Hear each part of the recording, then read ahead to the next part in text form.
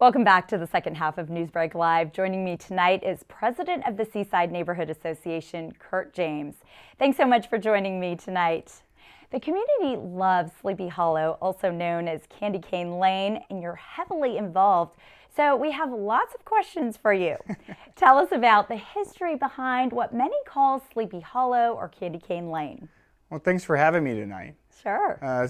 Sleepy Hollow, the lights have been a tradition since 1985. Some local neighbors went to Europe one summer and saw how they wrapped the lights around the trees in that community and had the idea to come back and do it on the Chinese elms in Seaside. Wow. And how many homes participate and how many blocks in the neighborhood?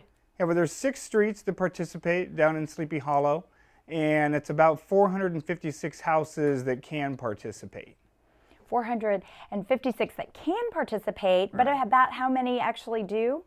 Most all of them. I mean, there's a couple that we call our dark for the holidays, but everybody has the opportunity to participate, and we love the folks that do. And those that do, they go all out, as you know. And about how many people come through the streets on average each night? Well, I can probably give you annual numbers a little better. Okay. Something like 250,000 on a busy weekend. Wow. So on just one weekend, you'll get 250,000. Yeah, so we're talking... That's a lot of people. Yeah, it is. That's a lot of traffic. It is a lot of traffic. So, have there ever been any car accidents? Probably shouldn't ask that, right? Well, occasionally. There was a couple of high schoolers the other night that did, but they knew each other, and it was, one of those learning experiences, I guess. Oh, no. Yeah. Wow, but that is a lot of people, and I hear that they also serve hot chocolate and churros that you can buy, so they must make some pretty good money. Yeah, well, most of those go to charity. Can't say that all of them do go to charity, but primarily it's your local high school, South High School. I know the dance team does a great stand, and there's the Churrotron right there at the corner. And yeah, a lot of people as far as different groups for churches, Girl Scouts, you name it. That's great. Yeah. And what about the Seaside Neighborhood Association? Do you guys sell anything? Do you make any money there? We don't. We do different fundraisers over the course of the year for the scholarship award. But primarily we do the awards for the lights, but we try to take a back seat as far as us selling anything to add to the traffic. And now, for those people who need a little help to do all that decorating and get all those lights up, does the association help out with that? Will you bring out people to help people get up all those lights? Well, the interesting thing is your neighbors will help you. Okay. For an example, when I moved in 12 years ago, we moved in before Halloween, and by Thanksgiving we had 6 people stop by to offer to help or give recommendations on how to do the looping out to the branches that overhang the streets and that type of thing. So people will help. The SNA's role in helping this year particularly is timers and installing timers and showing people how to use the timers. Because there's a big push this year to have lights off by 10. Right. So we're offering to help with timers. That's great. So now, are you also paying for the timers, or does everybody get their own timer and then you help them install it? I can give a shameless plug for Ace down on the corner of Sepulveda and PV Boulevard. They offered to do have plenty on supply on sale for the timers, and then neighbors can go in and purchase those. But we'll help install them because it's kind of odd, but people are somewhat afraid of the timer if they've never put one on before, because it's...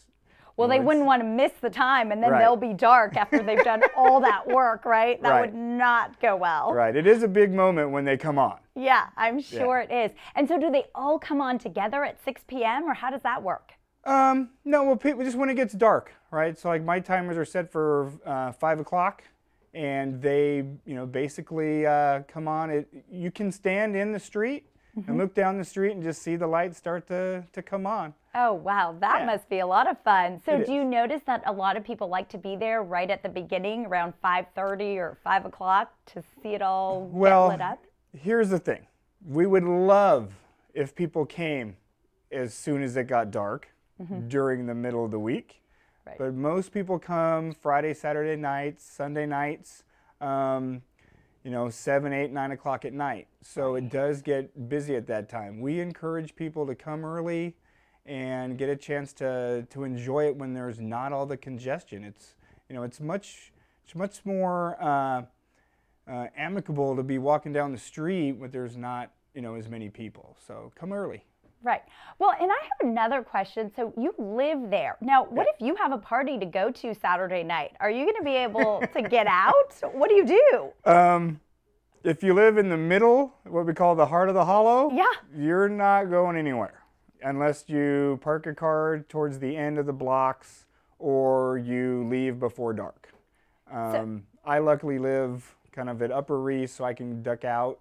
Okay. So then do some people literally just stay at a hotel for the month? I've heard that some people definitely plan their vacation getaways, Hawaii trips, the Caribbean. Now that is a good idea. Wow.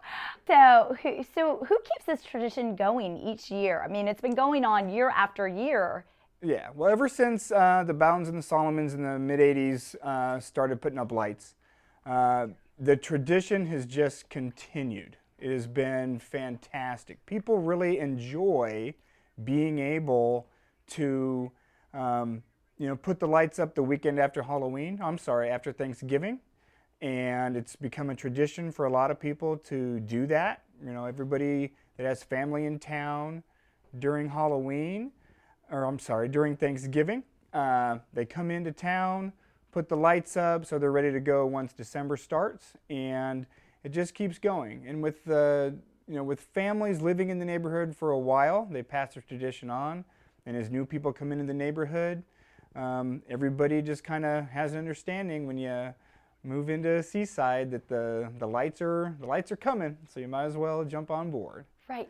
Well, some people have had some issues with all of this, right? And so what has that been all about? Yeah. Well, so basically in the last 3 or 4 years, since social media has really blown it up as far as being able to allow people to know that it's here and it's becoming more popular, just the overall traffic has increased, and that's always an issue. And the way that Sleepy Hollow is kind of down in that cubbyhole, the streets aren't straight, or 2 of the streets are straight, and the rest of them kind of wrap around. So people can get lost down there very easily, and they never know if they parked their car, where they parked it, how to get back to it, and that type of thing. And then the other thing is with all the vendors, or with more people starting to vend, and people's organizations coming to those homes kind of by request, saying, hey, we know you're in Sleepy Hollow, can we come do an event there? Sometimes depending on where they're vending, it can create a traffic stop because people are in the street and people have to slow down, or if a child sees that one hot chocolate stand that they want to go to and mom and dad stop the car, then everybody behind that car gets stopped. So So how has the city helped? Have they stepped up? The city has been an interesting opportunity. We'll put it that way. They've helped in a couple of ways, but there's other ways that they could help more if they were willing to spend the money or put some more resources to it. So a couple of great things they've done is they've given us trash cans at request of the residents. Additionally, so that we can put trash cans out so that people don't just drop their hot cocoa cups and Starbucks cups and all that type of thing wherever they want. Something I wouldn't even think of, but yeah, the trash could be a big problem. And they've put up different directional signs, some of which we're still waiting on. One of the things that we notice is people don't know how to get out. The city's done a great job on how to get people in, but once they get down in the hollow, since the streets are kind of kittywampus here and there, they don't know how to get back out. So they always end up kind of getting turned around and backed into But I mean, isn't the traffic moving so slowly that they just kind of follow the car in front of them? Yeah, but people come from all over, right? Just this year alone, I've talked to people that have come down from Simi Valley, in from Corona, up from Orange County. So they don't know the neighborhood, and they don't know the directions of where they're at. So even with, their lost iPhone, they still get lost. So the goal this year was to try to put exit signs up to try to help get them out. Yes. Which we're still kind of waiting keep traffic moving. Yeah. And all right. And so what about the electric bills? I mean, those have to be sky high for an entire month? Electric bills do go up. But again, having on timers helps, because just myself, I've kind of shored up how long we leave the lights on over the course of time of living there, as long as we have. So you short up that way, but it's just part of the joy of being able to give people a festive time during the holidays. Well, and you said you've lived there 12 years. So the first year you were there and you saw your electric bill for the month, were you like, we should move out? No, it's worth it. It is. Literally hearing the people's exclamations of, like, we have the Grinch house, and when people see the Grinch, it's the Grinch, right? So, that pays for it in itself. But then just knowing that everybody down the street and all the streets, they take care and time to do it, and it's just part of it, I guess. And so would you say it's about $100 more, $200 more? $500 more? For us, it's about $140 more, I guess. But some people, it's $300 more. It just depends on how big their house is and how many lights they have. And how much they want to light it up. Yep. All right, and you've got some awards, and you've just selected the winners. Tell us about those awards. Yeah, so this year, so we give 2 awards. The Seaside Neighborhood Association Lights Award this year went to the Heyer family on Reese Road with their nativity scene. And it is fantastic. It's large wood decor, and they have a huge angel that overlooks their entire yard down on it, and it's just amazing how big and bright it is. So they've been in the neighborhood for over 10 years, and literally when we gave them the award, 3 or 4 of the family members were crying, happy. It was emotional, and their statement was like, we've given so much, it's nice to to be appreciated. So, right. Wow. So they were one, and then the at-large award. Right. So I need to explain this a little bit. So Sleepy Hollow is 6 streets within Seaside, and then there's the greater area of Seaside kind of around Sleepy Hollow. So we give an at-large award. Right. And that went to the Zorn family on Bindewald this year. All right. Totally hip, sleek, kind of modern display this year. Very exciting. Has a Santa Claus welcoming you to their archway or their doorway. Good. So we have Santa Claus and the nativity scene, and they both won this year, and that's very exciting. So we want everyone to come out and see all of the lights. Thanks so much for joining us, Kurt. So great to have you on. You bet. Thanks for having us. All right. Definitely a festive way to celebrate the season and get the whole family excited. That does it for us on NewsBreak Live. If you have news or video that you'd like to share, please email us at newsbreak@torranceca.gov. Thanks so much for joining us.